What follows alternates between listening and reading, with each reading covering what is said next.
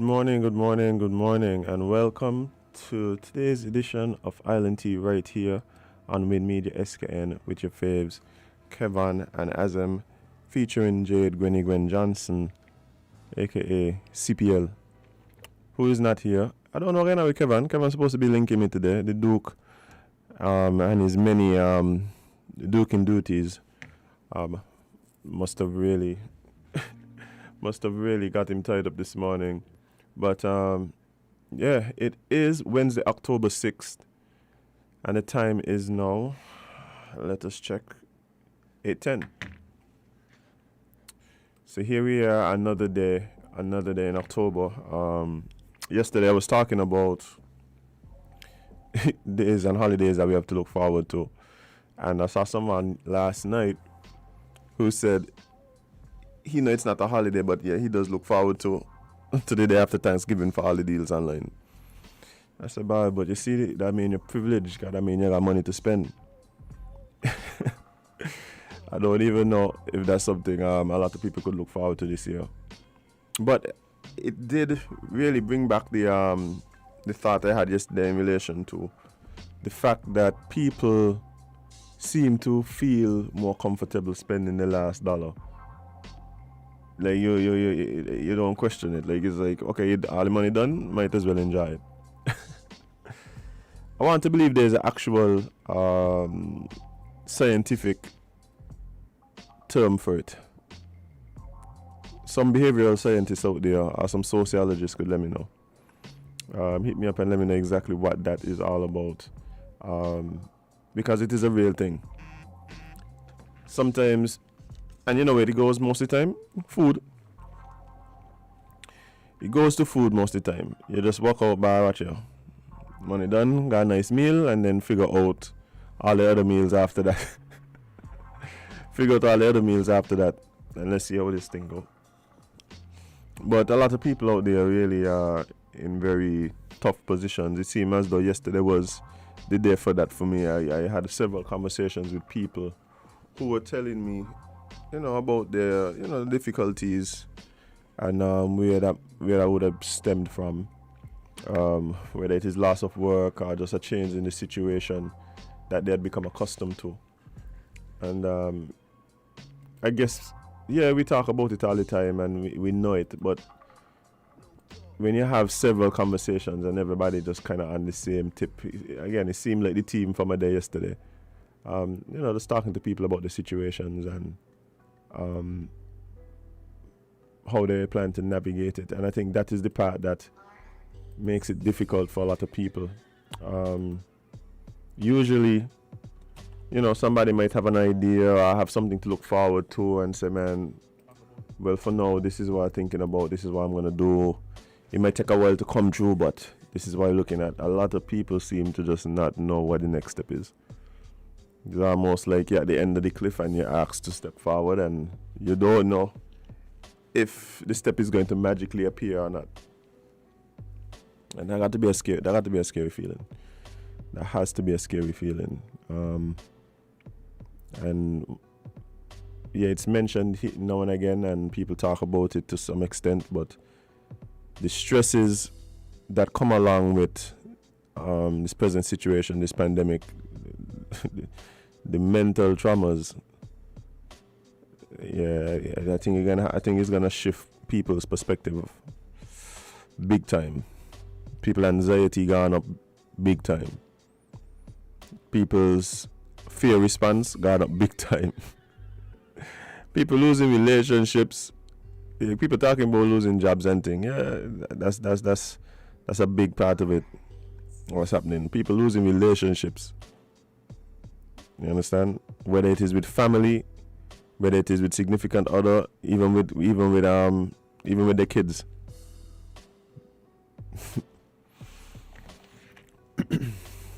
But at the same time, I think it's important for us to keep a perspective that allows us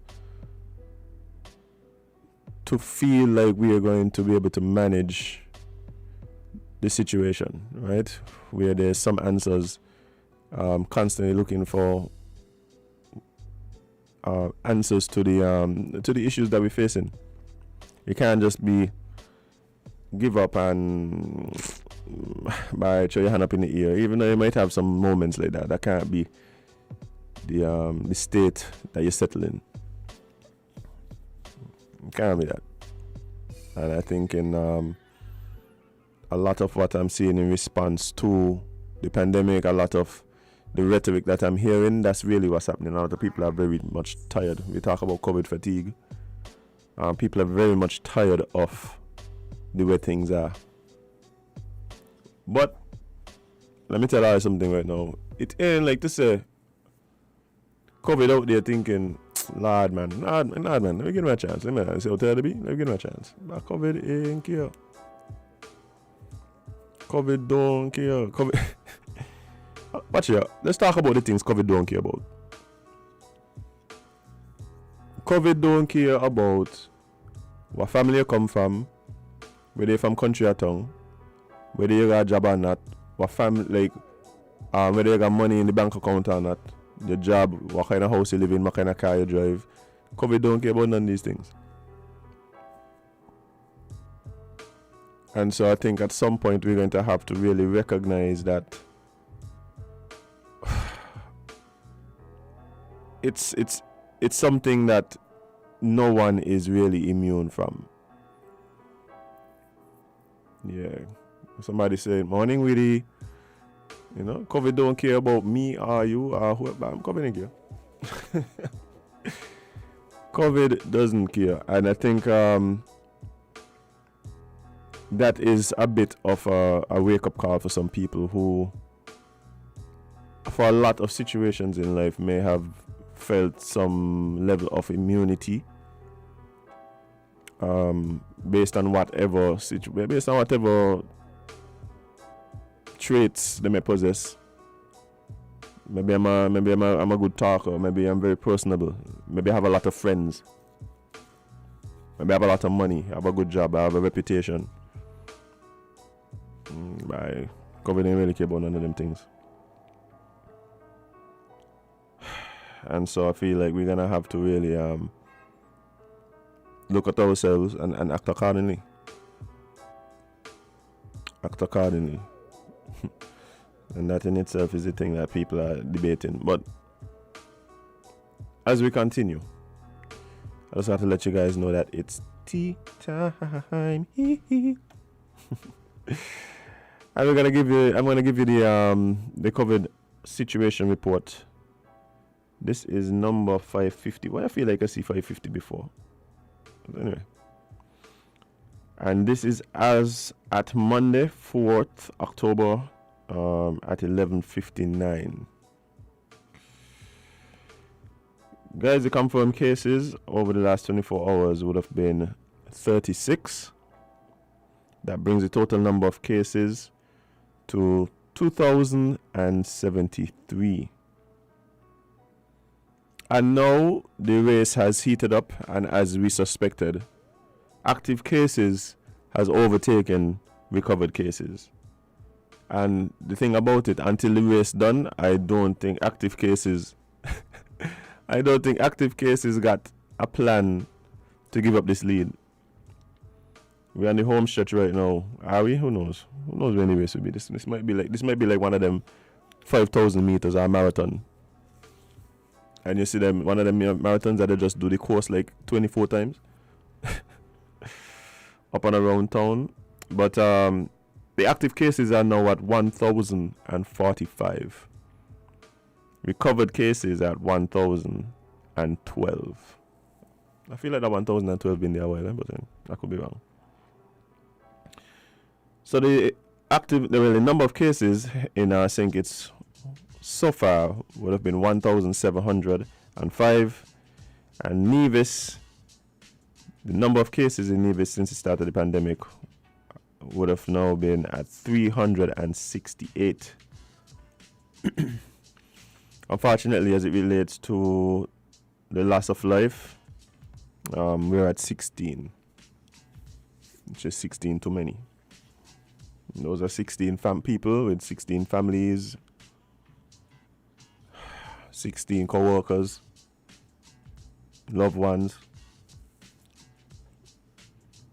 and who knows of what the impact of their loss would have been to those around them, or even just society on a whole. Who knows?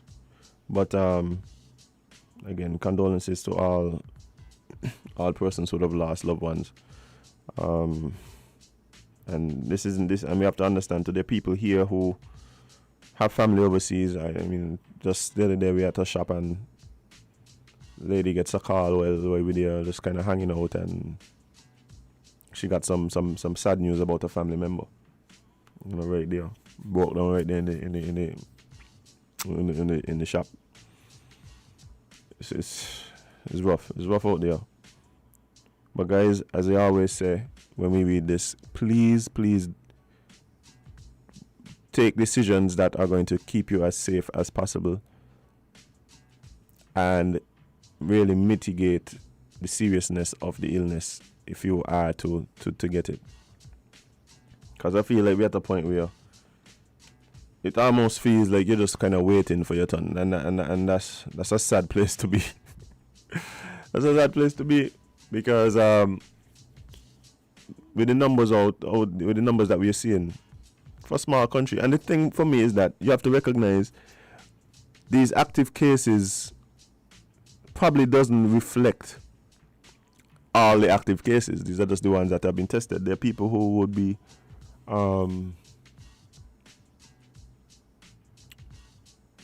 asymptomatic or just have minor symptoms, and may not have had a reason to go and get tested that they know of, so they don't understand that. They don't know. They just don't know.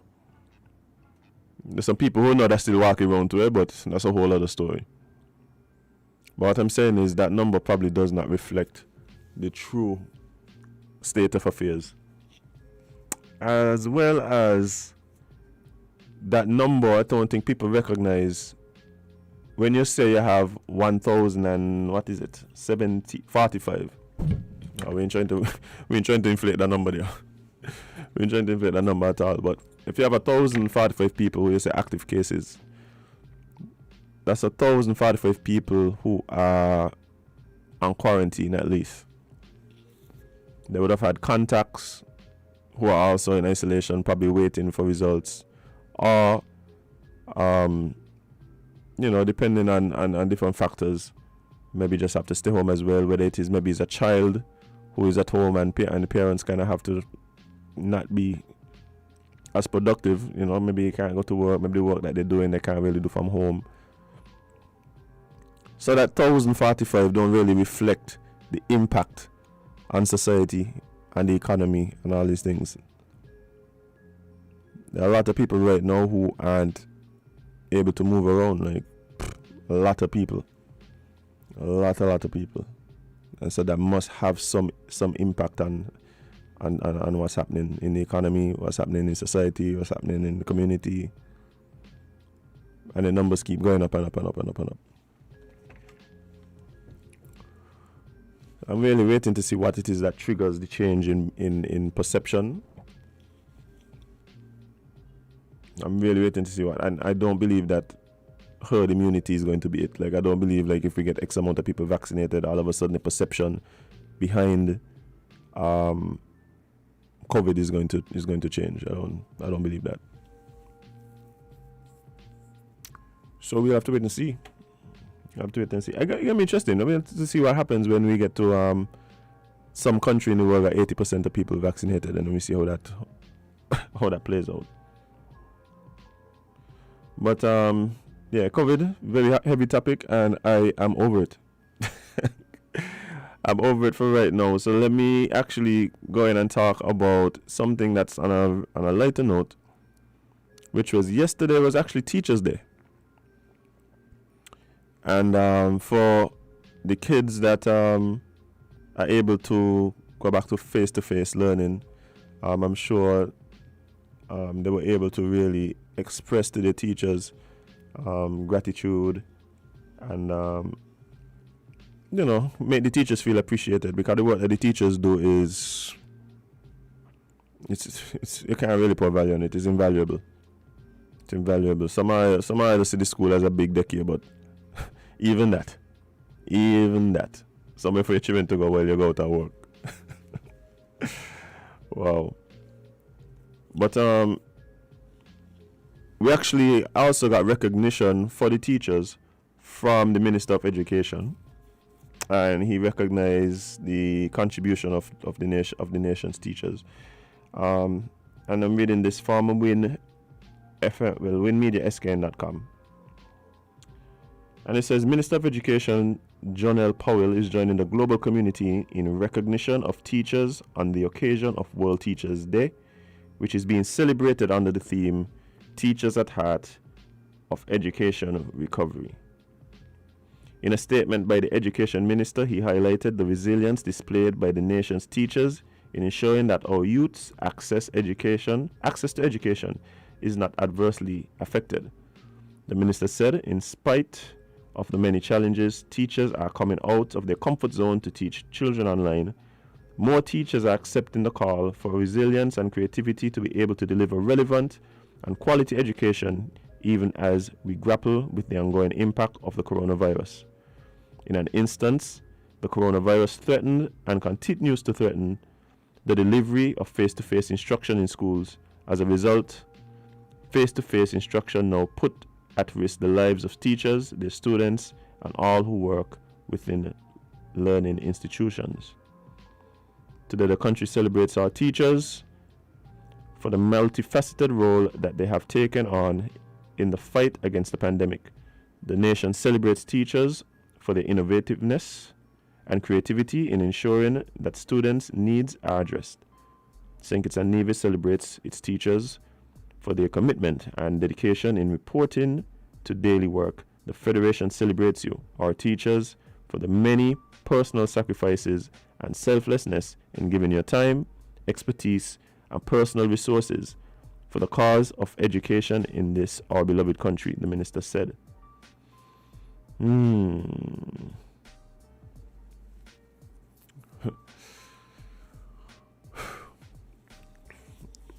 Look, I used to be a teacher, right? And teaching, easy thing, for a lot of different reasons. One of the things that really stood out to me, what he said there, apart from the fact that a lot of teachers have had to really step up to the plate and adapt and get out of their comfort zone. A lot of teachers who may not have been very tech savvy, or just would have been at different levels in terms of their comfort with technology, right? And even access to technology. But they would have had to, in an instant, really just figure out how to get things done. Sometimes with very little instruction from superiors, to be asked to do that. And not only that, face-to-face instruction is difficult in itself. But when we start moving to these online platforms, sharing the information in a way that keeps the attention of the kids. We're able to get through your lesson plan. We're able to impart to them the information, ensure retention. And again, this is something that you would not have been trained for, preparing for, nothing like that. I mean, that is just incredible that the teachers of the nation really would have been able to respond in the way that they did. And when we're talking, one thing he said was in relation to the sacrifice in terms of using personal resources. That is a thing it still bother me. Teachers got to go buy their own manila paper, their own chalk, their own this, their own. But that's what they have to do to ensure that they're able to perform the role that they are tasked with performing. Hopefully that becomes something where we could we could have something in place where at least some assistance in that respect. Where teachers can, make a claim for whatever based on the expenses they would have had for learning materials. Maybe we need to look into that. But to all the teachers, I know y'all probably busy teaching people children now, so y'all ain't gonna hear me till tonight when you go home and log on and watch over the show. But kudos to you. The work that you guys do is invaluable, and I, for one, like really, really, I'm grateful for my teachers and for the teachers of the nation right now. I have some really good teachers. I still have really good relationships with some of my teachers, especially because some of them ended up becoming my colleagues later on. But yeah, to the teachers, big up yourselves, man. Big up yourselves. Hey, and parents, yeah, stop paying the teacher them really. Like I know, yeah, we talking about teachers and thing, but sometimes you gotta work with them a little bit, man. See, some parents will get real tense with the teachers. I was visiting a friend of mine, and their child, primary school student, was in class, well, virtual class, and a parent came on in the class and had a huge back and forth with the teacher in the middle of the class. Just come take over the class. Now, even if I could have seen the point of the parent, I don't believe that was the best way to deal with it. I don't believe that was the best way to deal with it. Why I left the teaching profession? Now, that's a very interesting question. I think there was a couple of factors. And let me first say that I actually love teaching. Like, I love teaching. I love dealing with the students. I love imparting the knowledge. Like, that was it for me. What I couldn't stand was the system. The system had too many things that just made it frustrating. It just made it frustrating for me. But it is, as a matter of fact, it was better for me to just deal with the students than to deal with the other teachers. Yeah, so that's basically was the main thing. I recognized I needed a switch. But and then at that point, it was like, I'm just going to, if I'm going to change professions, then I am going to do something that I'm really passionate about, and that's kind of when I went into entertainment and media and that kind of stuff. But yeah, I totally agree. The parent who stepped into the class and what was, I think they did it on Google Meets or something like that. It stepped into the Google Meet and had a whole back and forth, and you could see the discomfort in the child, and I'm sure all the other children were feeling the exact same way.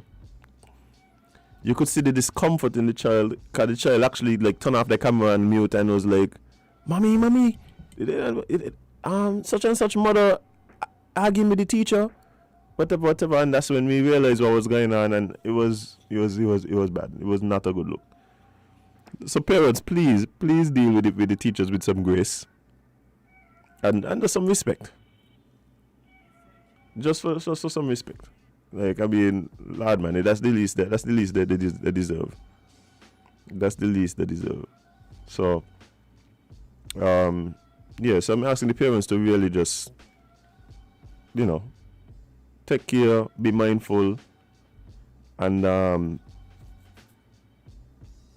yeah, those parents are crazy. But yeah, just deal with the parents with some grace, with the teachers with some grace, man. Bear in mind that you could always have a conversation with the teacher in another forum, Like, you could always message the teacher, call the teacher. Y'all could have your own Google Meet. What about that too? Outside of the one that she's supposed to be teaching people's children. You can imagine. Anyway, enough about that. Oh wait, Gawain, like, you know exactly what I'm talking about. Gawain, give me the facts. Gawain, yes, it was Google Meets.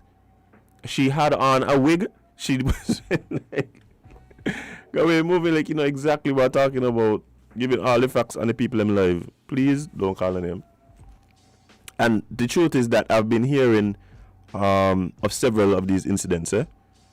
Like parents busting in the class and telling the teacher why they got to give them so much homework and why they got to this and why this and why that and why that. Yeah, there's another forum for that. Yeah, there's another forum for that. But move. Well, I was trying to move on, but let me see if I can get this article pulled up. This article that I'm actually about to get into is good news for Nevis, actually. I think I would have seen it on some other forums as well. The fact that the PCR testing is expected to be available in Nevis. And we spoke about this a few days ago, but expected to be up and running in Nevis by early November, I think it is what's being touted. And so that is amazing news. That is amazing news for Nevis. I think that goes a long way in helping us to get a clearer picture as to what exactly is the situation, and have better information so we could respond to the crisis even more effectively. So kudos to Nevis. I just don't like to jump down when I don't have all the information, but it does feel like these are things that should have been in place long time. I don't know whether it's late, whether these are machines that aren't readily just available and lying around, whatever. I don't know. I'm just glad that you're coming, because I will say that I believe that as much as they do testing in Nevis, I do believe having that facility in Nevis, like I said, is going to give us an even clearer picture. Yeah, give us an even clearer picture as to what is happening over there, and again, that helps to help us craft the best response possible.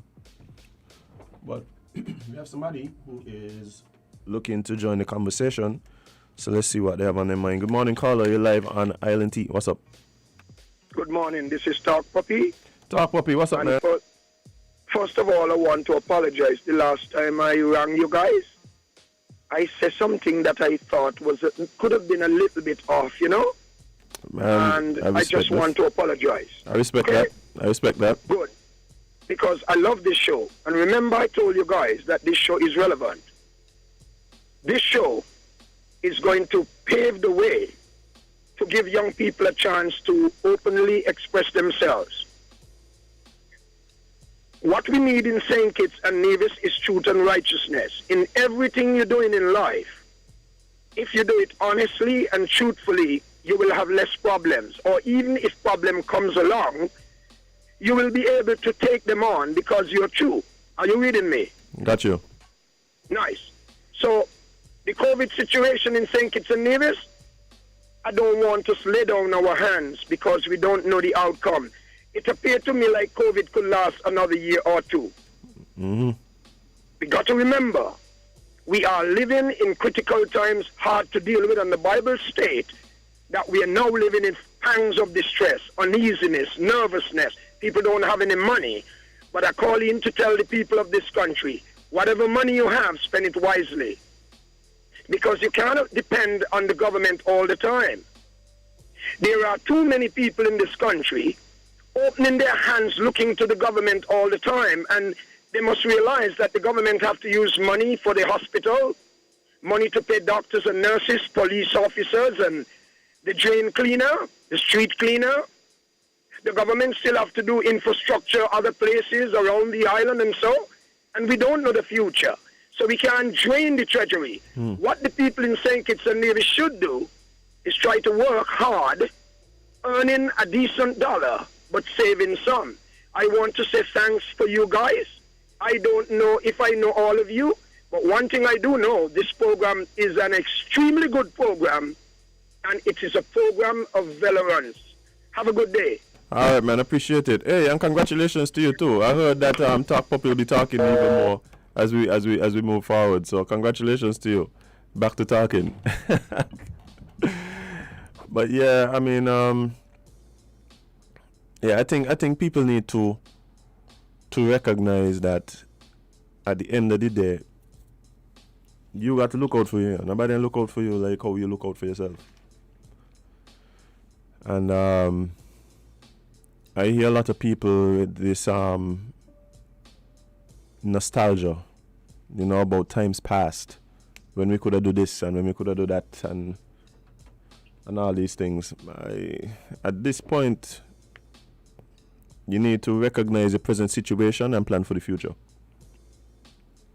Recognize it, and that doesn't have to be a depressive exercise. That doesn't have to be a depressive exercise, right? It doesn't have to be. And a lot of times, like I say, it comes down to perspective. Yeah, it might be difficult to see the way forward, but that doesn't mean you're not supposed to continue looking, right? And adapt in the meantime. Yesterday, one of the things, the reason why I was so excited about the conversation we had yesterday with the persons from the Small Business Development Unit is because we're at a time now where there are a lot of people who are recognizing the need to get into entrepreneurship. And a lot of times, people don't know how to make that first step. And so I think it was important for us to get some information about things that are happening and opportunities that are out there for persons to take their ideas from just an idea into something tangible. But we have another call on the line. Caller, good morning. You're live on Island T. What's up? Hi, good morning. How are you doing? I'm doing good, man. How are you? Oh, so far so good. It could be worse. Indeed. We have life. The ideas are good concerning entrepreneurship, and there must be planning and preparation for planning to execute, look at the pros and the cons, the cost, the expenses, the time, and have a projection to see how you'll be able to come out ahead. And that is based on how much money you have, how much freestyle. But when you go into entrepreneurship, when you're working for yourself, if you think you're working hard for somebody who employ you, wait until you start working for yourself. That is when you really start working hard. Yep. Because you have you can't see the clock. You have to go when you're needed, when it's necessary, when it's convenient, and when it's not convenient. So there's a lot of work into it. But I want to run you back to a statement that you made concerning herd immunity. I believe that concerning the COVID, of which we are experiencing at this moment, there is no herd immunity. I believe that every man will have to pad up for themselves. There's only protection in you, within you, and within yourself. So if it's going to help for you to take the vaccine, that's the only way you could get away. But I can't protect you, you can't protect me. The only way we could do that is by using the necessary protocol, by washing our hands, wearing the mask, and follow the proper protocols. Stay social distance, and beware of the droplets, which we normally call the golf balls. So, right. And some people, they don't think that you're hearing them unless they come right up in your face. So you can't run them and you can't chase them, but you could really back away if your legs can move. So move away from them, because they probably will get angry because they think that you're scamming them or something. But your first bottom line is to protect yourself.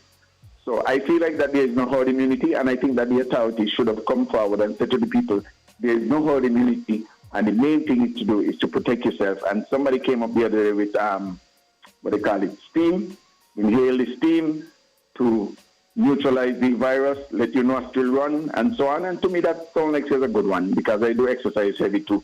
And I do use the same system sometimes when I get a chance. But it's best to kill it before you get down in your lungs. So thank you very much for bringing forward those messages this morning. And I do appreciate it. Just want to shout out a couple of good long-time friends, Clive Backus, Tony Frederick, Quince, the quintessential one. Those who have been given their time and the effort at Win FM to make sure that we have had the news and so on and everything that was necessary. And I just want to say thank you to them wherever they are, whatever they are doing. And thanks to you guys for continuing to educating the public. You cannot go wrong with education. More and more we need every day. Have a good day, sir. Thank you very much. Enjoy your tea. All right, man. Big up. Yeah, man. I got my tea here, but my tea still hot. I'm back. I see it still ain't work, but I tell you, watch it. I got a flask here. I don't know if you got like an invisible furnace in it that I don't know about. That just tea wouldn't cool anyway. But I mean, the thing about it is that people are really just looking for any way to try and combat this thing, eh? Like, and you hear it like more and more. I'm hearing home remedies. I'm hearing all sorts of treatments. One of the big treatments, I was talking to a friend of mine in Guatemala, and she was telling me that it's very popular now for people to be using basically bleach. I think it's chlorine dioxide is what's being touted as a cure for it. Ironically, I then saw a report on Vice that was exploring the fact that is being used extensively in countries like Bolivia. And I'm not talking about like just by regular people on the road and the black market. I'm even by doctors. So I ain't in a position to say whether or not it work or not, but I'm just saying that there's so much of a desire to find something that helps. You know, it speaks to the desperation. It speaks to the desperation of people, you know, trying to bring this thing to an end. But I am not in a position to say this is when it will end, or this is how it will end, or this is what we need to do to end it. And so that's why I keep encouraging people to keep your energy, keep your energy up. You know, adapt. Do not look for anyone or anything, any organization, anything to take care of you in this time. Like you got to figure it out. You got to figure it out. And when we're talking about entrepreneurship and things like that, a lot of people are doing things here and there, whatever. You know, what's the next step for us now? We need to start scaling some of these businesses. We need to start scaling up some of these businesses. And that in itself is something that, if you're not like some business major, even if you are, you need advice, you need mentorship, and of course you need funding. And again, guys, go check out the SBDU and some of their programs that help you in some of these areas. How to get grants, how to get duty free. A lot of people don't recognize that if you're a small business, that through the SBDU you can receive duty free concessions, or at least duty reductions and things that you import for use in the business, right? It takes some planning and it takes some, but they help you somewhat. There's actually a template that I have used there to get some reductions and some actually duty free on some of the things I needed from a business. So yeah, guys, I mean, everybody looking at a way to get things going. Do your research and let's get this thing popping, because you can't sit around. I actually been seeing some companies that are coming up as a direct response to the virus. Industrial cleaning, sanitization services, that kind of thing. People doing what they got to do, you know, so you don't get left behind. You don't left behind. Let me see what the live saying. Okay, so we are getting a conversation as it relates to Bush Tea's uncanny ability to remain hot no matter the circumstances. What I got today? I got some ginger. There's some peach and sorrel. That's what I'm working with today. That's what I'm working with in my flask. Hopefully by the time the show is nearing end, I could kind of get some of it drunk. It's still literally right at the top of my flask. I don't even know why this top layer ain't even in cooling, but yeah. Anyway, y'all say Bush the difference, so y'all say Bush the difference, so I can take your word for it. Because I can't even say take your word for it, because I've seen it myself.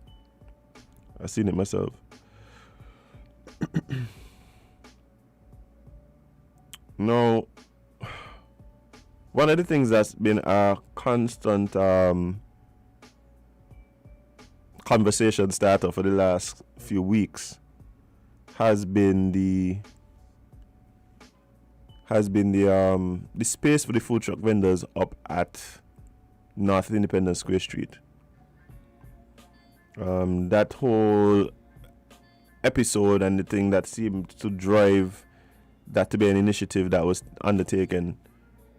Like I said, it was a real hot topic. A lot of people were talking about it. I thought it was good that there was finally an answer to, okay, you want us to move, where we gonna go?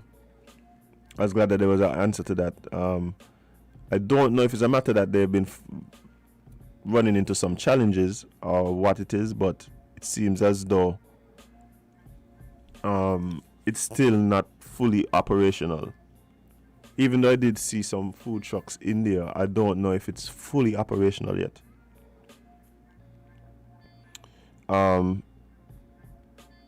But hopefully in quick time.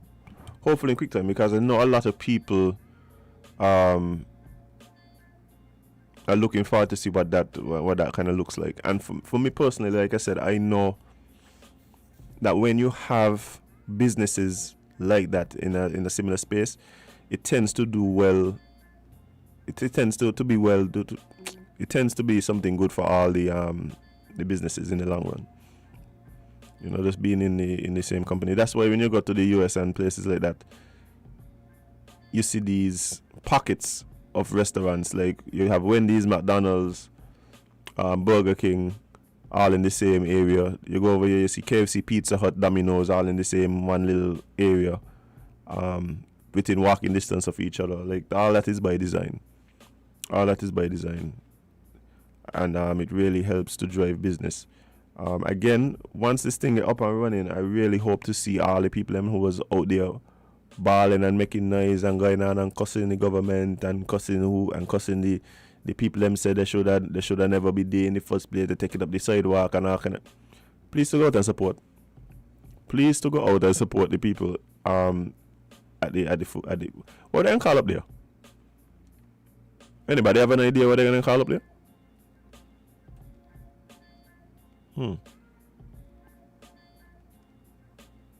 Because so far I've been hearing it referred to as space for food truck vendors. That kind of long. We need a name. Maybe some people could come up with some nice suggestions for the name for the name up there.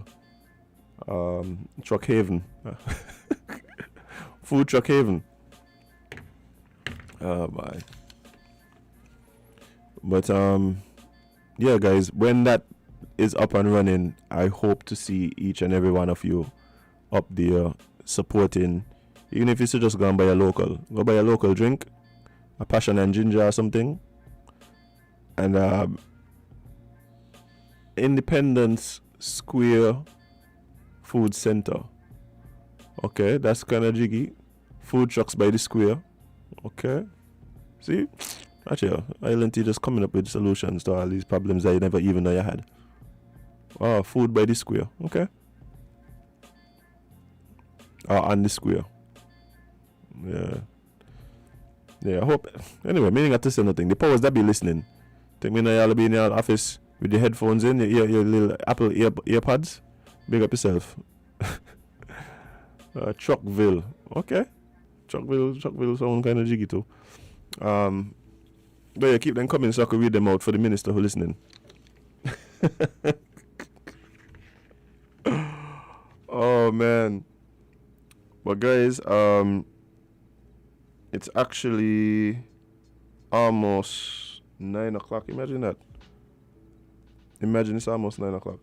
So what I'm gonna actually take a short break, and I'm going to be right back, right here on With Media SKN with more Island Tea. Please don't go nowhere. Come back, come chill with me. It's me one. Come lime.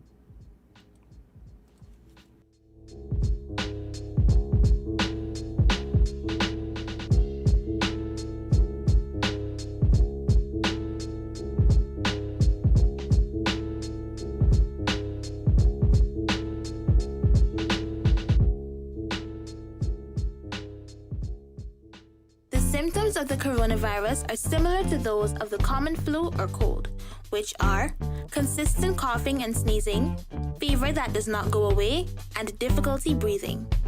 If you are experiencing any of these symptoms, it is advisable to stay at home until you recover, or if you want to go to your doctor, call first and tell your doctor of your symptoms, any recent travel or contact with travelers.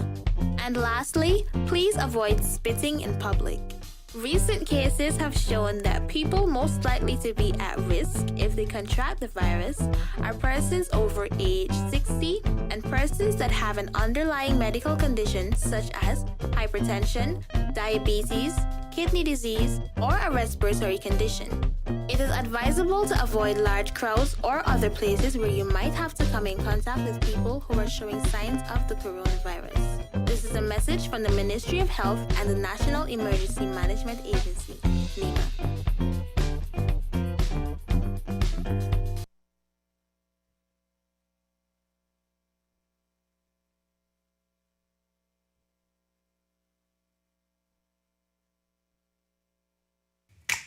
Maybe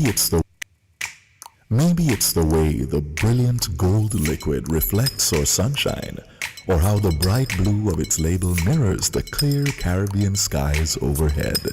Maybe it's the fresh, crisp taste of this beastly cold beer on a scorching hot day. Maybe it's even the way it brings us all together. But one thing is for sure, Carib is very much a part of who we are wherever we're from in the Caribbean. Carib, it's the way we play. Drink responsibly.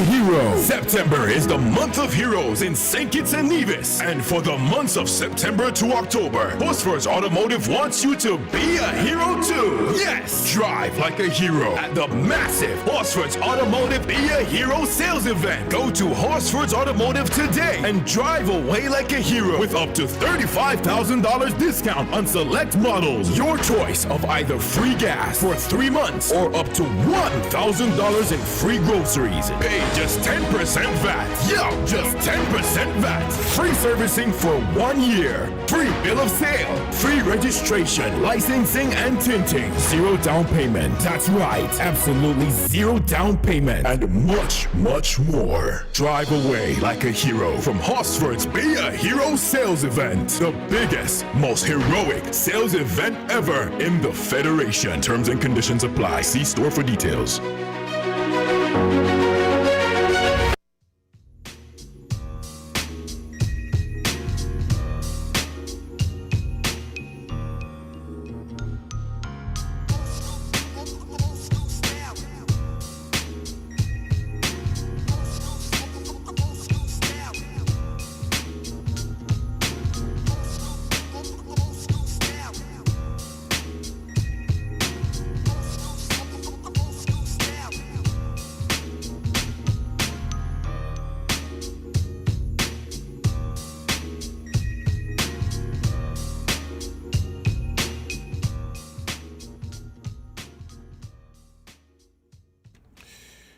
Alright guys, and welcome back to Island Tea with your faves Kevin and Azem featuring Jade, Gwen Johnson right here on Win Media SKN. And I'm back. And the thing is, I was not getting the articles open, and then during the break I got them to work, so hey. So I'm actually going to read the article that speaks to the situation. Why you do that? Thank you. That speaks to the situation up at the square. And this is an article written by friend of the show, Devon Cornelius. Devon, big up yourself. But it says that the space north of Independence Square, where food truck operators are expected to work from beginning Monday, October 4th, is still incomplete. Wynn's news team visited the area and saw 5 trucks on site. The location is expected to house 8 trucks at full capacity.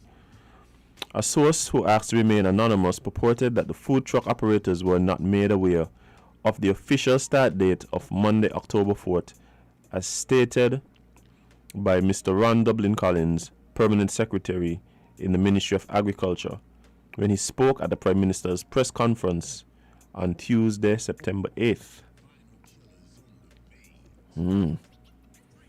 Communication still a thing?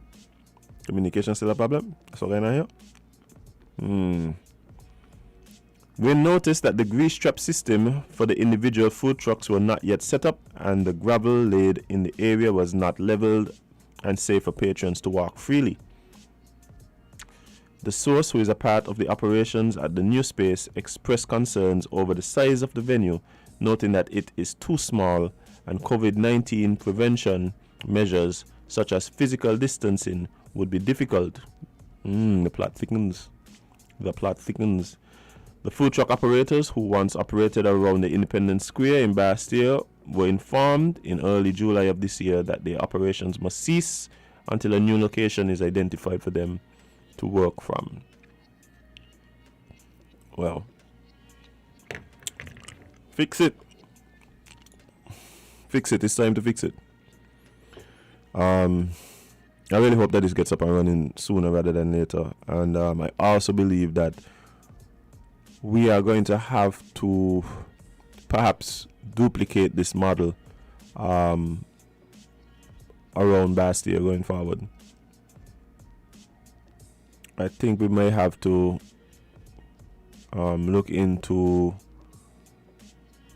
taking over some of these buildings that are dilapidated, some of these lots that have burnt up buildings and things like that in town, some of these little free spots, and maybe repurpose them for vendors. The truth is, and I keep saying it, we've outgrown Bastille. And we're very centralized in terms of business. All of the banks are in Bastille for the most part. You have how many branches we have outside of town. You don't have the Saddlers branch in National anymore. You have the Sandy Point branch. I mean, you have up at Wellington Road, you have Bank of Nevis up there now, and up at Bird Rock, the Rams complex there, you have what is it? I keep getting mixed up. Is Republic Bank? Republic Bank the name now, right? But even so, everything's still pretty much in town. We've all gone Bastille. We're gonna have to figure out what's the next step.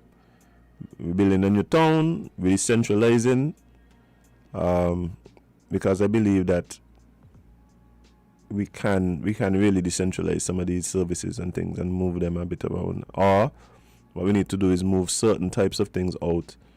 You guys know, anybody who listens to the show regularly know, my view is we need a district for government services. Right, everybody to make suggestions about where it could be or whatever. My suggestions is usually Fort Lands. Government owns some buildings up there and things like that. But put all the government service, move them out of town, man. One place, all very in close proximity. That could really foster, easier access and efficiency between departments and things like that. But we'll see how that goes. But we're gonna have to figure out what we're doing with the trucks. Like 8 trucks, I could count more than 8 trucks that'll be on the road right now. So yeah, this is a plus. I think it's gonna do well for the trucks that go there once it gets up and running. And again, asking people to go out and support, but especially considering they've been closed down for a while too. I think some of them are working out of their home, or they relocated for a little bit and things like that. But it must be difficult. It must be difficult the last few months, really. The last few months trying to navigate this whole situation. It must be difficult. So yeah, go out and support. Help them get back on their feet. and all of that.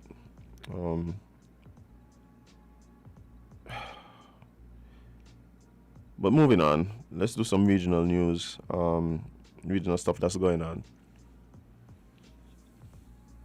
And let's go to the homeland of our cousins over there in Antigua. Not so funny news this time. Okay, before I even go down the road, somebody say move government out of town. Make sure you have an office that sells stamps only in that. Imagine. You know the funny thing about that, SH? I have to leave here and go buy stamps. So I'm going to leave here, go buy stamps, and then take them to the facility, the office that I need to use them at. And yeah, things just kind of all over, man. Things are all over. And sometimes, my thing to be too, sometimes when you just have to go pick up a farm, like where you can't, like if I'm involved in something and people know I'm going to have to be doing this all the time, why can't the farms all be housed at like the department? Why have to go here and everywhere to pick up a farm? Like you got to go beg somebody a lift with a car to go drop you up and down.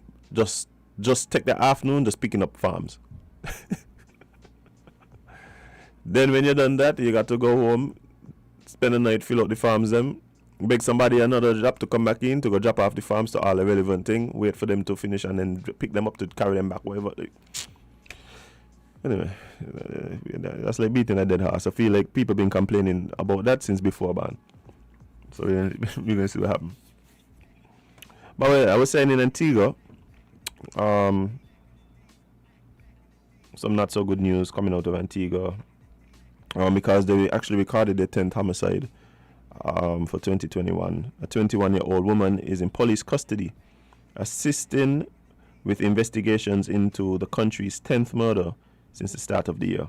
It is alleged the suspect broke into a home in Piccadilly shortly after 9:30 Monday night and stabbed the female homeowner to death. The deceased has been identified as Jane Finch. The homeowner had only minutes earlier called the Dockyard police station to report that an intruder had broken into her home. Police arrived on the scene, but the attack had already happened by the time they reached. The suspect was still in the house. What?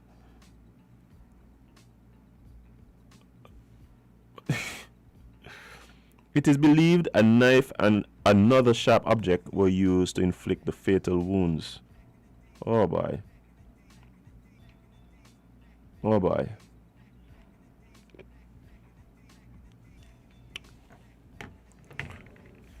Things like this has really made me question a lot of things. I like, and first of all, like, condolences, you know, and to everyone touched by this unfortunate situation. But I just really got to wonder, like, when people feel the right to take away life that they didn't give. What is the mental state in the moment? Like, what's the, I hope I oh boy. The details of the story are gonna be interesting, because I feel like a lot of these times it's someone that you know, somebody that you interact with close to perhaps.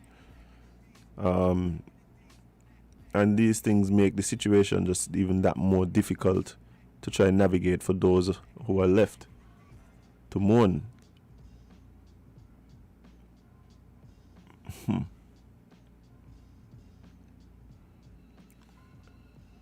You know, there's this popular phrase, and it sounds very cliche, but the truth is, can't we all just get along? Can't we all just get along? Like, what going on? Like, what going on? I feel,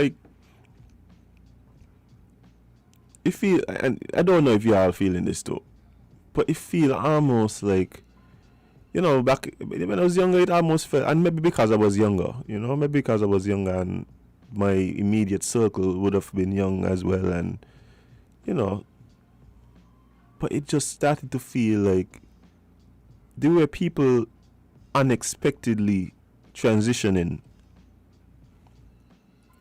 There were people unexpectedly transitioning, whether by just some unforeseen health complication, whether it is because of the heinous act of some person.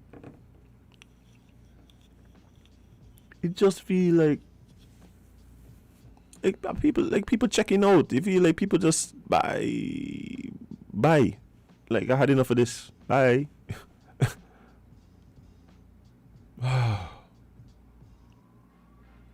Bye. I don't know. You know, Masood Siddiqui had a song about that, you know, SH, I wonder how you sleep at night. And, you know, these things just really make you wonder by how. And funny enough, I had a conversation with somebody recently about the fact that you don't know what people been into, you know, like walking around the streets, like you in the supermarket and realize that you're standing up next to a killer, yeah. And I believe that it must do something to your soul. Like, it must do something to your soul. Must do something to your soul. Like, it must.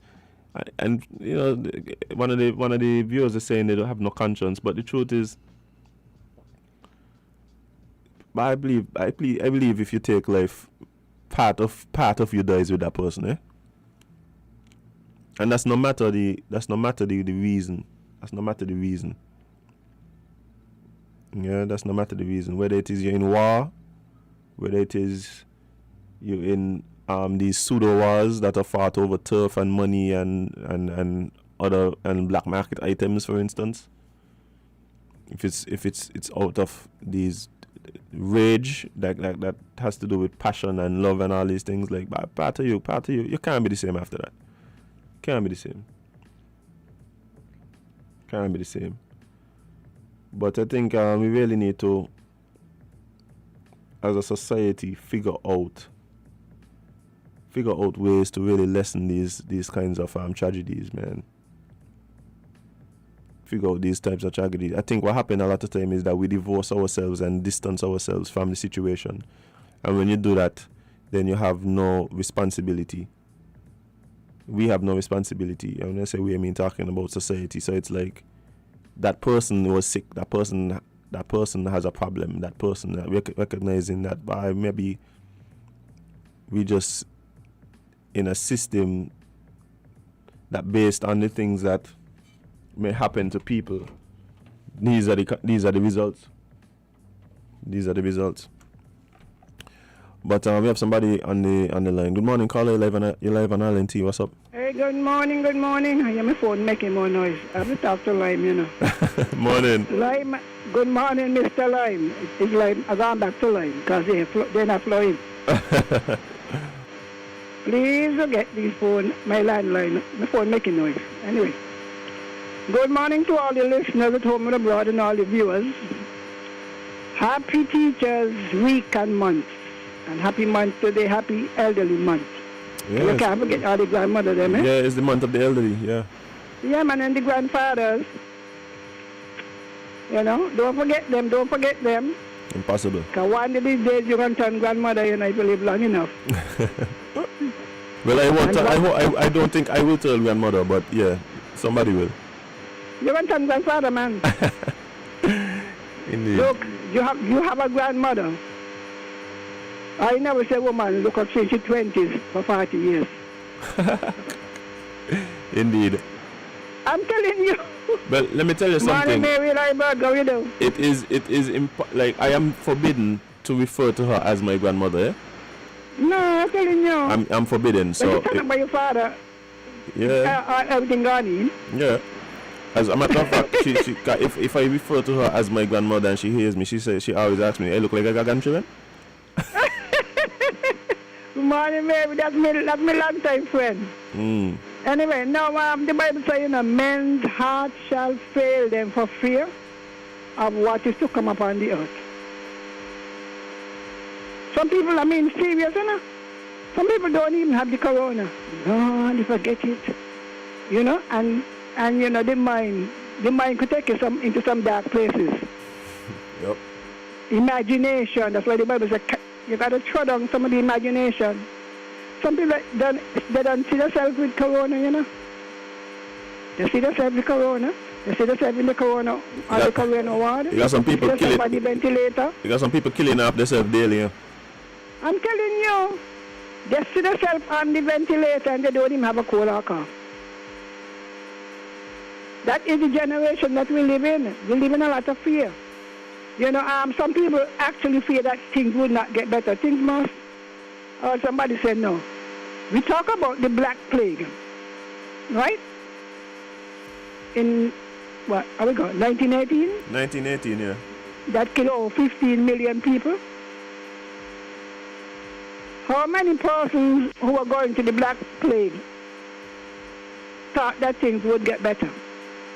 Then you had the Great Recession in 1929, 1930. Is that from one thing to another? It is people who have hope and faith, you know, who survive. If you're going through today and you ain't believe that things are going to get better, you're in trouble, you know. It does something to your whole body. It does it to your mind, and the mind controls the body. So some people are very negative, pessimistic. That is why I say faith in God is the difference, you know. That you could be a Christian and still didn't believe. You know? Faith. Yeah. To believe, we got to believe that things will get better. We had in 2009, when we had the financial crisis, people were jumping through window and all are swab. I said, them you want to go slap, you know what I mean? No, I mean, sometimes the first to jump through window and kill themselves is people who got billions. Now the billion may be in stocks and so, but some of them live in houses that cost millions. They could easily sell it. They have assets that they could dispose of. They jump into the debt. And the poor man just said, Lord, please give me a better day. He longing for a better day. So sometimes we got to evaluate where do we stand. If you believe that corona is going to take out the world, you're in trouble. Because as Jesus said, the end is not yet. Things are going to improve, and then you will, the world, everything is a cycle, eh? You know, business is a cycle. Yeah. 7 years of plenty. Take Joseph's advice. 7 years of plenty, put up some because 7 years of famine coming. If you operate in that kind of cycle, life is a cycle. And you know, I was saying to myself the other day, I wonder, after this, every minute somebody did. I said, I wonder, it seems unnatural to me, because I mean, I'm a statistician. And I am thinking, how do these numbers compare to the numbers in 2019? And is it because of neglect? Because maybe some people sick, but they're afraid to go to the doctor. Because corona in the head, you know. They don't want to know if it's the blood pressure, if it's the diabetes, and what is the services at the clinic. Now, at the Newtown Clinic, the doctors usually work on a Friday. They used to work twice a week, then they bring it down to once. Well, there was none last Friday. What is going on in the other clinic? You see what I'm talking about? Right. Because most of the people go to those are the children and the elderly. Now, if they are in a position where the clinic is not working on a regular basis, people could be neglecting their health. So I say, oh my God, what? And to the people who say, what is going on down there? If you listen to the death announcement, listen to their concentration in the rural areas. Are you aware of it? No, I can't study them, but... No, maybe I have more time on my hands, so I could study it. No, but I'm saying, if you're accustomed to get your checkup, try and do so. most of the clinics working, and I hope somebody listening to check. Are the medical services available in all of the clinics? The doctors turn up. Mm-hmm. Because if not, then it's only aggravating because a number of the elderly live by themselves, you know. Right. And they depend on the clinic visit, even to see their friend, or for the doctor to say, well, you know, go and test your sugar, whatever. But it's puzzling me, man. I said, wait a minute. Is it serious, you know? So I'm encouraging people, get over this negative thing and kill you. Some people sit down there and they conjure up all kind of things. What the COVID going to do to you, what the vaccine going to do to you. You're killing yourself. And the one about this murder, usually around a man, eh? Maybe you want to say it. Somebody got me, somebody man. Oh, boy.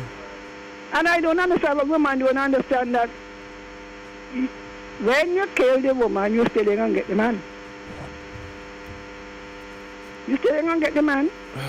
Well, maybe they work out the man gone, so. Look at the man gone. Maybe they work out the man gone, so they ain't looking back for that. You're going to but hello.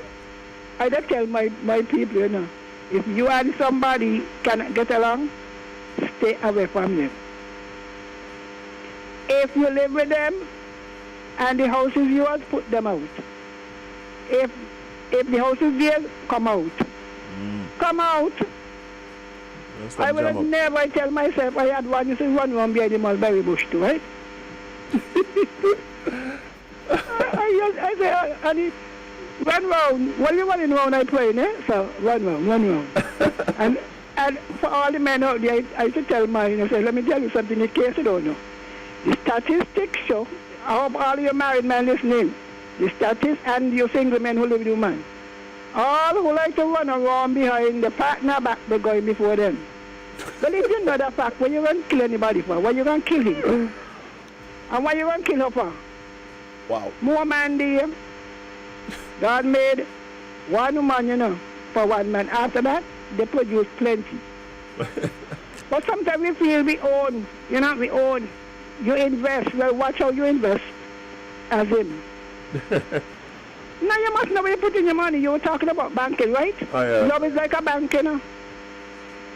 If you put your money in a bank that is financially unstable, you're going to lose it.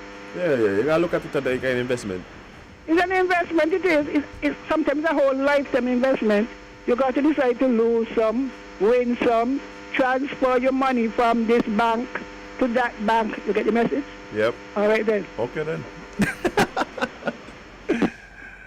Well. I think me said we just tell her don't put all our eggs in one bank, eh?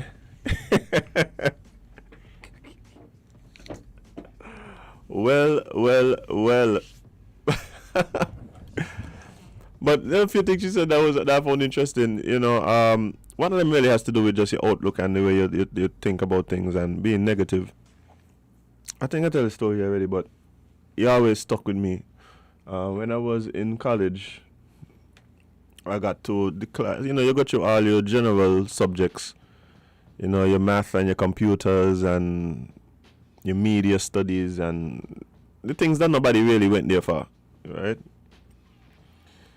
And then we got to our first class, which was like the class that everybody looking forward to because it was the first. We did sound first. It was like an introduction to sound engineering type course, right? And at the first class, the teacher, big up to Dano, he does listen to the show sometime. But big up, he basically went and he asked people to stand up and introduce themselves. But what was funny about this introduction, he also asked you to state what would be your dream job after graduating. And this always stuck with me because it was interesting to see what people said. I know this isn't a exercise in calling down anybody's dreams. What I found interesting though was the differences in what people saw for themselves. So you had people who were just saying like they want to go back to their to their church and be able to work in their church, maybe a big church or whatever. You know, they have a big media ministry, and people involved in media in churches, they make some real money. And you get to some of them bigger churches. Some people wanted to work in the local theater. Some people wanted to tour.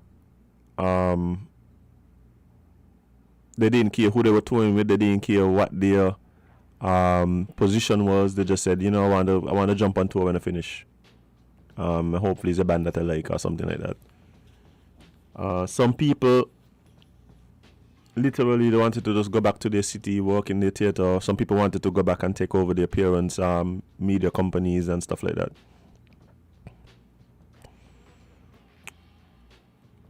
But when it came to me at the time, I was a huge fan of Damian Marley. I still am. And when he asked me, I was like, yo, I want to go on tour with Marley. When I finish with school, I want to be able to work for Marley. It didn't matter if it was Julian, Rohan, whichever one. Bob Marley got so much than any one of them could do for me at the time. But what I recognized was that was me looking at myself, and in my mind, that was the pinnacle of what was possible.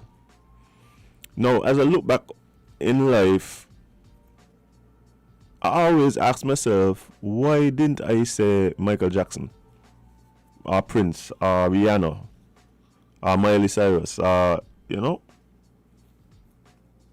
But it had to do with my view of myself, capabilities, what was possible, that kind of thing.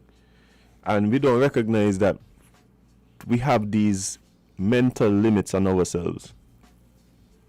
And what it does is subconsciously you walk a path that gets you to where you see yourself. So you have to see it first before you get there. You know what I mean? Because of course, like I would have been blessed enough to, you know, work with Marley and you know, get to that level of, you know, in my career and things like that. So I feel like if subconsciously, without having this blueprint as to where it was, because I saw myself there, I made the moves and operated in a way that would have gotten me there. So I said that to say we really need to look at ourselves, look at our what we see as our potential, and sometimes make adjustments. Recognizing that you could do more. I think that's one of the issues we have here. That's one of the issues I have with some people. I talk to them about where they see themselves in thing or what they term as success.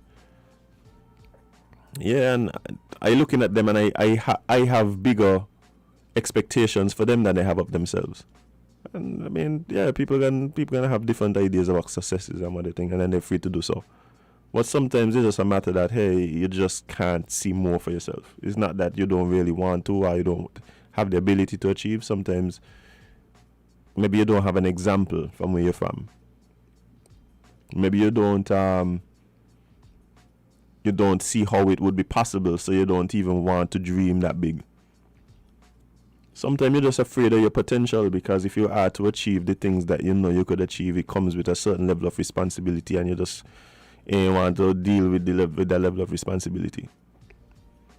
But in these times, we can't afford to put limits on ourselves. And they say aim for the moon, land on a star, or aim for the star, land on the moon, whichever way you go.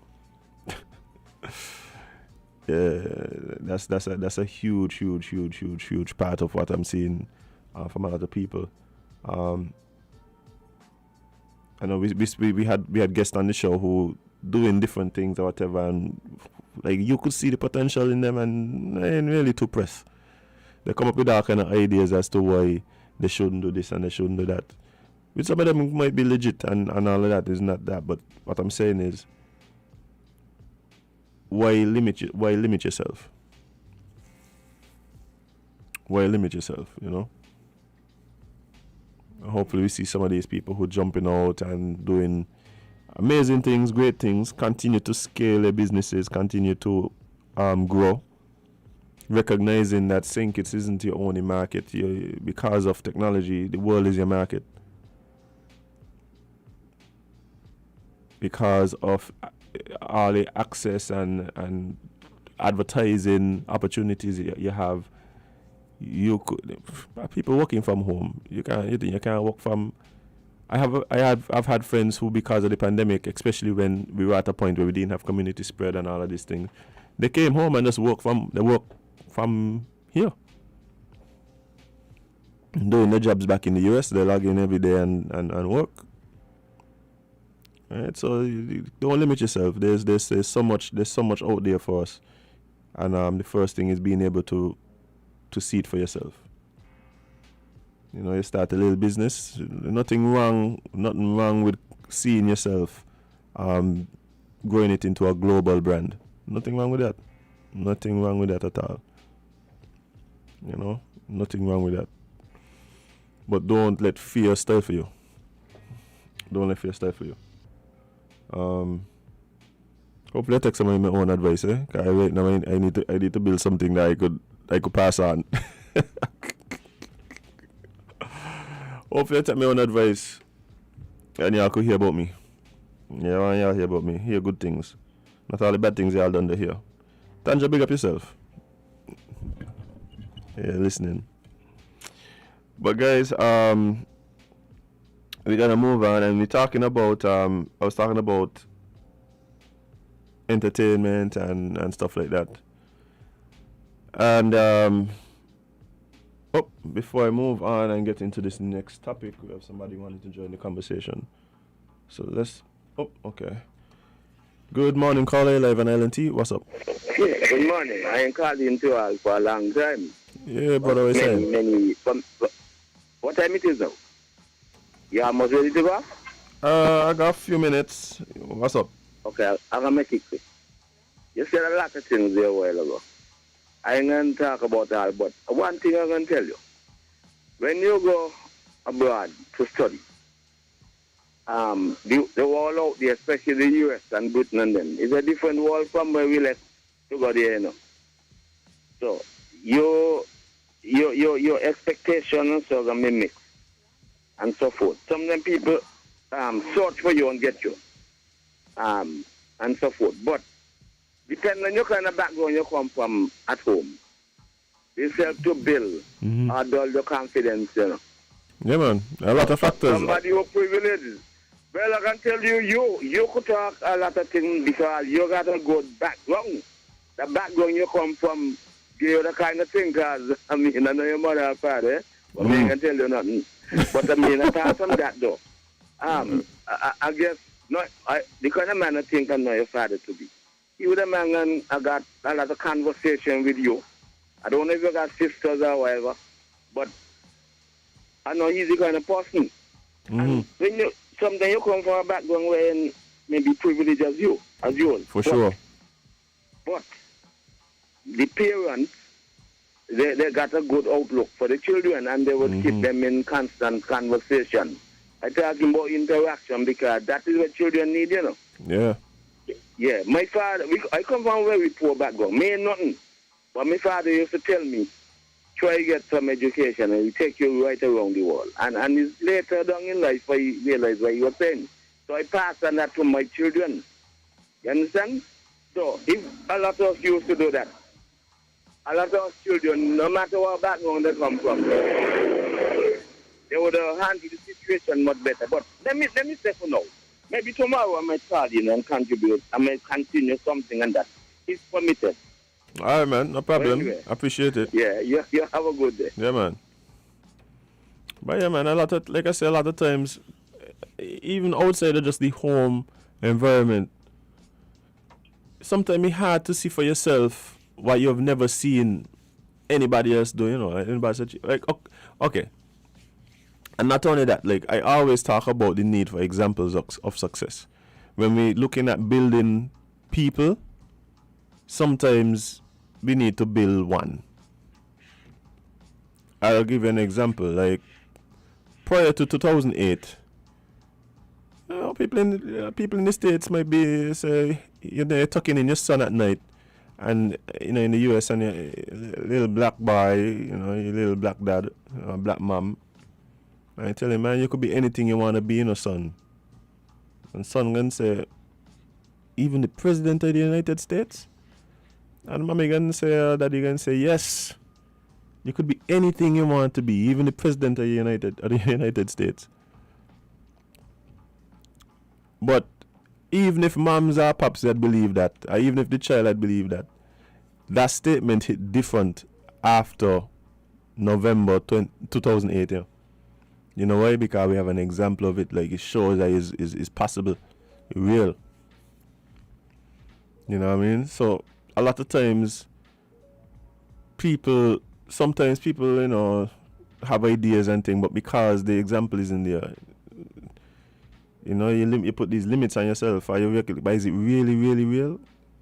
Really, really real? Like, there's so much that goes into who we are as people, like nature versus nurture, like, you know. It's funny how even from a baby you could start seeing personality traits in babies. Alright? It's interesting how you can see that, but again, and I say it all the time, the little things that could totally switch your trajectory in life. It's interesting, like, we all have our own journeys, right, that got us to where we are. I tell you, just who you sit down with or sit down next to in school impact who you become, you know, like, simple that, you know, like these instances of coincidence. You reach to school, you sit down in a chair, you don't know who you're seeing down next to, and that person become a friend for life. And you take on characteristics of that person, outlooks, the kind of conversations you would have, being around that person's family. These, like, all these things affect who we are. Like, it's so much. But at a certain point, you have to get to a point where you are less steered by external forces, even though they affect you and you can't escape it. I can't escape my upbringing. I can't escape my training. It's impossible. I can't escape it. Even if I run from some aspects of it, can't escape it. It's in me. Ain't going nowhere. But at some point, you're gonna have to take a look at yourself, do some introspection, some self-examination, figure out who you are and where you want to be, and what you have to do to get there. You're gonna have to. I guess you don't have to do anything, but that would be my suggestion. But we have a call on the line. Caller, good morning. You're live on Island T. What's up? Ooh, very noisy. Hello. Hey, hello. I don't know what is happening with your phone, but there's a lot of background noise. Yeah, that's why I was calling upon Flo to do some. Oh, okay. Yeah, it was this time. But what's happening? Ross? All right, let me get you quick then. You can hear me now? Yeah, I can hear you. All right. Now, I was saying the schools could help a lot in this respect, you know. You know, invite people from the community who grew up in the same environment to come to the school and give talks. Yeah. So let people know, you know, the same person come from the house next to yours. You know, I listen to, some of them come on the radio, so, but I think sometimes they need to go into the school themselves where the children could touch you. Yeah. They know your mother, right? They know your grandmother used to sell tray or whatever. And this is the person, and they came to the school and they were in same environment. And somehow, cause I listen a lot to Les Brown, right? Les Brown, he always impresses me. And so if we start even in our homes, you know, that's how I grew up. My mother valued education. She worked in the field, she could read. But she said that by the time she was 10, her mother took her out of school, and she said she used to pay. When she worked, on weekends, she paid a lady in the village who used to give lessons in reading. So sometimes my mother had us going to classes with the same Miss Archer, her sister. You know, she said, Mama, well, the money ain't giving us nothing extra, you know. But she had this thing, because she had told the estate manager early o'clock that none of her children would be joining her in the fields, neither joining her or my father who worked on the railway line, packing cane. So she had already set it. So when my brother left school, the first one, she took him and had him apprentice to a mason in the village. So sometimes this is how we get through, you know, and we must motivate our children. Sometimes, as I said, we bound down. We looking down when my auntie was nothing. Get out of that. And so I go up saying I'm going to college. I telling everybody I'm going. Mr. Henry, all when I teach in Barcelona, because I am going to university, I'm not going to pay. He said, me, your head ain't good. I said, me ain't paying. And I got a scholarship later on, and I don't hang around politicians, if you know me. I don't mess with none of them. You know? So you got to motivate your children for greater things. So I want to encourage you. Sometimes they say, Lord, things are hard, Lord, things are poor. Well, if things are hard and things are poor, then put a little more interest in the children. Equip them to succeed. Motivate them, make them feel big. Because remember, I tell people, you know, the mind control the body, eh? Mm-hmm.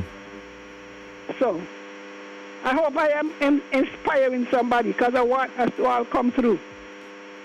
Now I can say, look, I have my children, go college, my grandchildren, went, and I expect their children to go too once you set the trend. And some parents could motivate their own children by continuing their own education. Even if you don't write exams, your children doing history, say, come tell me what you're doing, and you learn. You read their books, because they have textbooks. Mm-hmm. Do something to motivate. And don't tell them, well, boy, it make no sense to read, you study, because they ain't going to work there, and I don't know what you're going to do. The whole world is ours. The whole world is ours, eh? All right, then. All right, thanks. But yeah, in terms of the schools and having people going to the schools, I think that is something that I know happens from time to time. Maybe it needs to be an actual program that happens. You know, there's some groups, you know, like Skype and thing that do like mentorship programs and things like that, to really, you know, help students navigate life, really. But in terms of the examples, one of the things that is difficult too is that I think we're in a transitional period where the people that we would have looked up to in times past, based on what the country needed at the time, fell into very specific areas. So, and again, it's not a knock on anybody and a knock on the professions. It's just that I think when we're talking about nation building and building out, you know, what a nation needs. Like, yeah, we're gonna need people who are well versed in law. We're gonna need people who are into economics and business, all right, and medicine. And so these are the people who a lot of the times we look up to in the community as success. But as the world continues to change, we're going to have to recognize that there's a lot of new avenues for people to move into, and that will be necessary for the nation to really move forward. And I think we're in one of those transitional periods, and I think that we are having a little bit of trouble really recognizing that, and recognizing that these new areas we really need to push people into. So at one point now, I think a few years ago, based on what I'm seeing now,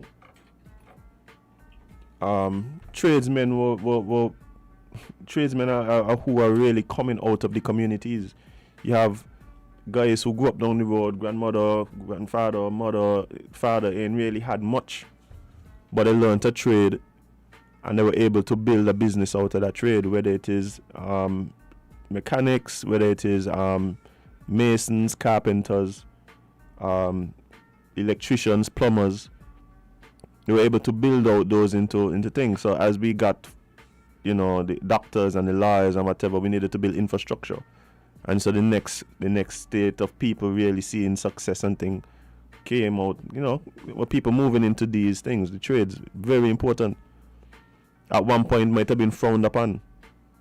But let me tell you something, you see the ability to earn when you have a trade, nobody could take that there from you. Nobody could take that there from you. I'm going to learn to build housey. You come like the contractors, them doing it right now. You come like the contractors, them doing it right now. Hey, if anybody wants to start a construction company, link me up. I know how to paint. My grandfather was a painter.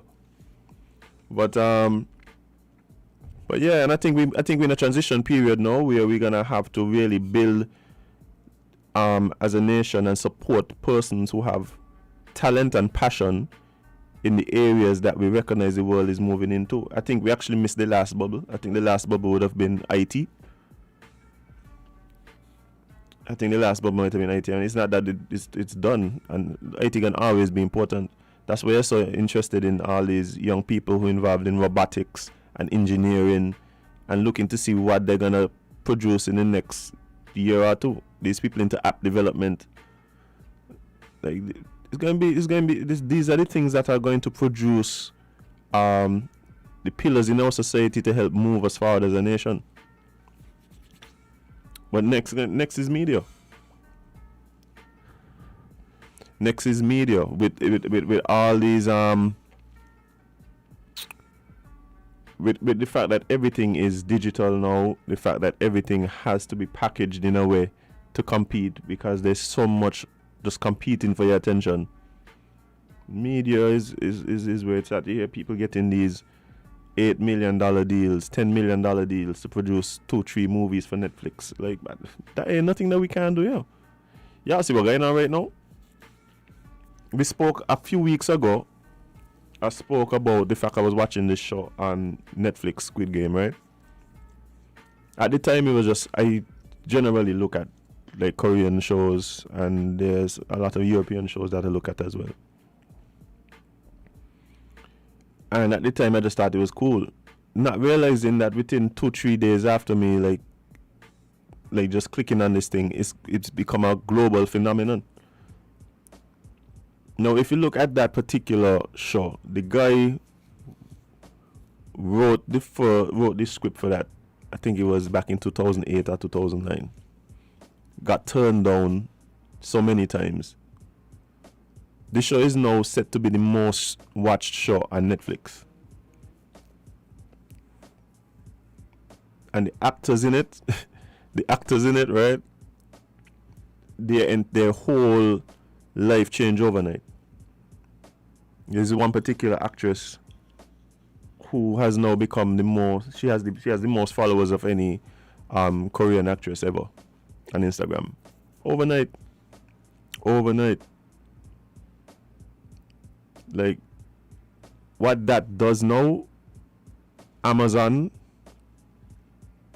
Hulu, Disney Plus, Peacock, you know what they're doing now? All of them looking for Korean filmmakers and see what of Korean films they could find. And millions of dollars going to be given out for their movies, trust me. Millions of dollars. They're making millionaires out of these people creating media. There ain't nothing that we can do. Because we have unique stories. One of the things that made it very interesting, this particular show, is the way that the storyline incorporated childhood games from Korea. Popular treats, things. It showcased Korean culture. Now, how is it that me sitting down here in St. Kitts could enjoy something that is foreign to me, right? And that not be a unique experience to me, because like I said, it's now set to be the most watched show on Netflix ever. Culture, nothing moves without culture. Nothing moves without media. So we're gonna have to really, support young people who have interests, young people who have vision, passion, and talent in these fields. Those are going to be the next set of, like I said, pillars in society who can help to move the nation forward. Oh, well, somebody here telling me that some of the costumes from this show, Amazon have them. The funny thing, watch it, right? It is so interesting how things has happened. I literally, while watching the show, I was watching the show with a colleague of mine. One day he passed by me and I said, "By watching the show here, Squid Game," I only in episode 2, so you should check it out. And I couldn't help myself while watching the show. I went online and started searching for the mask. I was like, I gotta get one of them masks there. I got to get one of them masks. Fast forward a week, it's already projected that the costumes from the show, the hoodies and the different things, are going to be the #1 Halloween outfit this year. It's already projected. Like I literally saw the projections last night. And the funny things, when I started looking for them, they weren't on Amazon. Like I had to, they were, and you couldn't just buy them. There were persons selling the 3D print design, so you would have to print it yourself. Not now, yeah. All them things you could just go on Amazon and buy right now. Within a week. You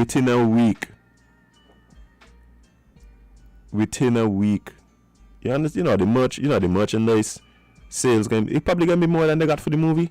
Just the merch alone that they're gonna sell off for this movie, and the licensing of the things that go along, the secondary sources of revenue, gonna be more than the initial money. And that guy can get, watch it, when he do his next movie, trust me, the amount of money he can get here, he may get like a $20 million advance from Netflix for the next movie. But that's why that's the world we're living in. That's the world we're living in.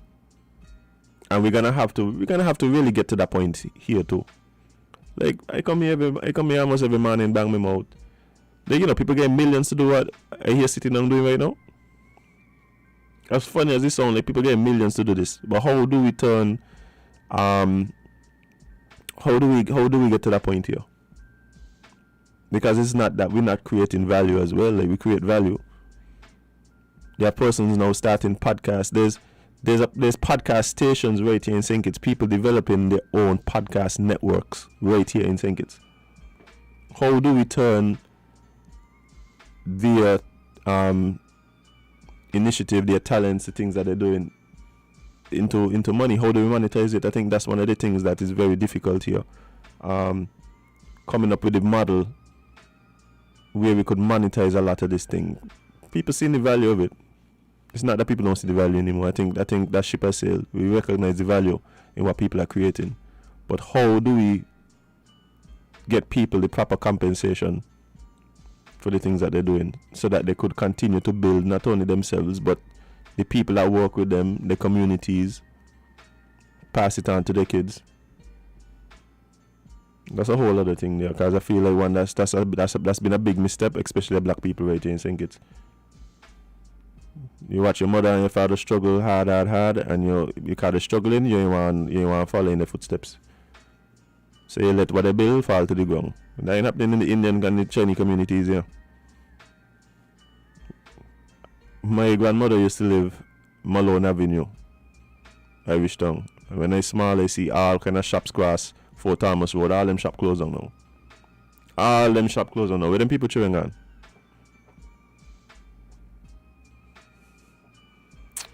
But anyway, that's a whole other thing. I'm gonna actually end a little early today, because coming up next we have the premiere press conference, following up on the show right after this. So we're gonna end in a little bit, but because I started talking about this particular topic, I'll just deal with it real quick, because we're talking about media, entertainment, and all of that. So I'm going to mention the fact that singer Jah Cure arrested in stabbing promoter in Amsterdam. But again, Cure again. Renowned reggae artist Jah Cure, whose real name is something, was reportedly arrested. Let's name and butcher his name. He was reportedly arrested in the Netherlands on the weekend of October 2nd for the alleged stabbing of Nicardo Blake. According to Banzintown, Jah Cure was scheduled for an event at the Melkweg venue in Amsterdam when the incident was reported. The popular venue, Melqueg, is said to house several halls for concerts, events, film screenings, as well as school, students, and corporate events and presentations. It is unclear if Blake's entertainment company, Roots Vibes, was promoting an event attended by Jacquio or exactly what led to the alleged incidents in Amsterdam between Jacquio and Blake, also known as Papa. Jacquio is a well-known artist. He's said to have recorded a number of singles while serving a sentence in prison in 1999 for rape. These songs include Jamaica, produced by Digi Productions, Longing For, produced by Don Carleone, such and such and such and such and such. But watch it, let me tell you something. Me ain't even know what happened, so me ain't going too deep into that. But I can tell you something. You see a lot of our promoters and things, I better start to pay people here. People getting, right now people ain't playing with the money here. I could talk for me because I manage a band. You got a load of promoters out there got money for me right now. And I'm struggling. You got promoter out there telling you shipping this boat, oh, then pay after the next show. You got promoter out there telling you by they lose their work and not you. You got some promoters and we know the good one them, you know. That's the thing that bother me. We know the promoters them that they're gonna do what they gotta do to sort you out. Or they're gonna come straight and say this is the situation, whatever, boom, boom, boom, boom, boom, yeah. But you just got some I gotta come better than that boy. Oh my gosh. Don't write lawyer letter, send it to you, ignore the lawyer letter and all. You ain't care. And until you get to the point where you gotta pay this money and spend some time over in 1840, you ain't paying the money. All of a sudden you find the money come. One of these days I'm coming here and just lay out some here. One of these days I'm just coming here and name and share my cause it ain't make no sense me ain't getting the money, and even if you call me again, me ain't going. Yeah, I would be surprised about who it is or entertainers' money right now in St. Kitts and for how long. Some of the entities, not just little promoters, certain entities who are entertainers' money. In these times when you can't even continue to work because nothing going on. Place lockdown. Money now run and they promote and the persons who you work for and build the thing can't pay yet. Years going. You're in a situation where you got managers who got to pay people because they understand the plight of the people in the organization. So they out of money, they can't pay the bill, they got children to feed, all these things going on. Yeah, it ain't cool, bye. It ain't cool. It ain't cool at all. And the problem is when people get fed up and upset and start to talk about it, who you all vexed with? You all vexed with the promoter, you vexed with the person for asking for the money. Oh, you like money. Oh, because you don't value what the person do either. That's the problem. So when I see the entertainers them start to act crazy, when I see Dave Chappelle turn down $5 million and run went to Africa, I call him crazy. I know what they're dealing with, trust me. Y'all know what they're dealing with. Witty just now and call him, man, because he overbearing. He overbearing. I'm telling you. And the problem is, like, these people collect the paycheck every month, yeah. They collect the paycheck every month, and if the employer miss 1 month is a problem. But then they're running around all kind of people. Bye. Well. Just know people, I'm coming here one of these days and just let I know who it is on me some money. And when I done, I might go move out to St. Kitts after that, yeah. So all I hear saying call name, I hope I could contribute to the fun. But it's been great, guys. Like I said, up next we have the Premier's press conference. And so stay tuned for that.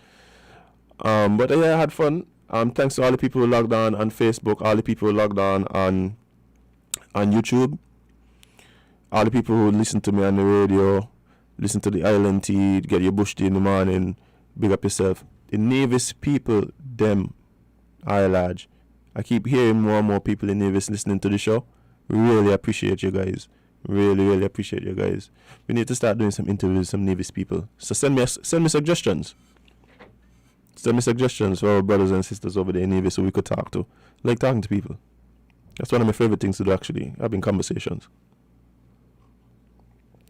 But guys, it's been rich, it's been real. We gotta go, we gotta listen back. Remember, stay tuned. Coming up next, the Premier's press conference. But remember, you can't be everybody's cup of tea. Because guess what? You's not a mug. See y'all tomorrow.